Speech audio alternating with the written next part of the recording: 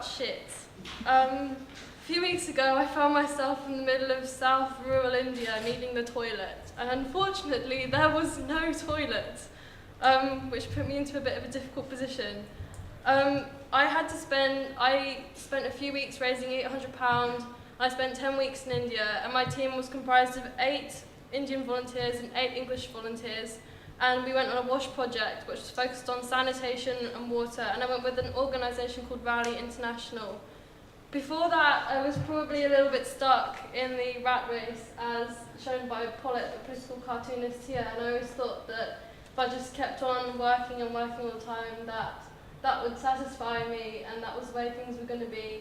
And then even more badly, I decided to send myself on a very typical gap year trip and go to India on self-discovery. But actually, in reality, it doesn't quite work out like that, as such as the toilet situation, and this is where I ended up. So this was my village in the middle of nowhere, and this was my local shopping centre, and this is what my village looked like, pretty basic. We slept in a community centre for 10 weeks all together on the floor, had to pump our water out every day. And so from that point on, like Jamal from Slumdog Millionaire, I plunged into the world of sanitation. And you might be asking, why toilets? Why would you bother with that? But it's an incredibly important and enraging issue. This was the water source where I got my water from every day, so I'd have to walk to the other side of the village and take a bucket, like you see, and carry it back up. And this is the kind of toilets that we built, and this is the WTO, which was the better World Toilet Organisation, the better WTO.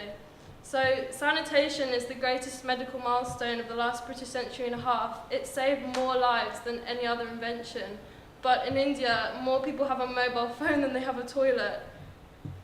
Unfortunately, 1 billion people in the world have to practice open defecation like this little boy in the picture, which means that they will go outside on the streets and do their business, and that will happen every day, and their mum will do it, and their father will do it.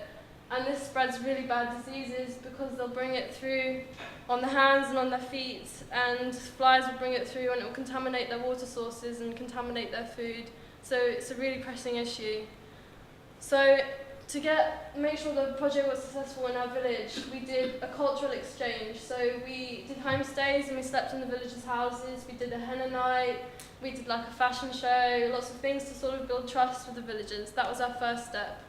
Our second step was researching the village. So we asked them to put together Venn diagrams of NGOs that have engaged in the village already, and we sought to teach the schools. So we went to schools and we did lots of lessons on why they should pay attention to sanitation. We also established a youth group and a self-help group. So these kids were going to be taken by our partner NGO in the country and taken off into the city and get training so that they can get jobs and have a good life. Our last step was to build 16 toilets, which we did. And with every toilet, we also built a tippy tap, which is a buildable, sustainable tap for them to wash their hands afterwards. So this was sort of in line with teaching them about why it's important, which made the project sustainable. So from this, 2 campaigns, No Loo, No I Do.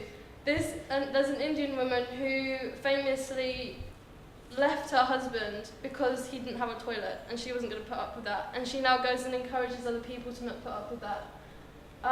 So from that, this became my average commute to work, and I got out of the rat race, and I learned that it's possible to live without Facebook and the internet for a while. And so that wasn't me. By the end of the summer, I got out of that, which was quite nice.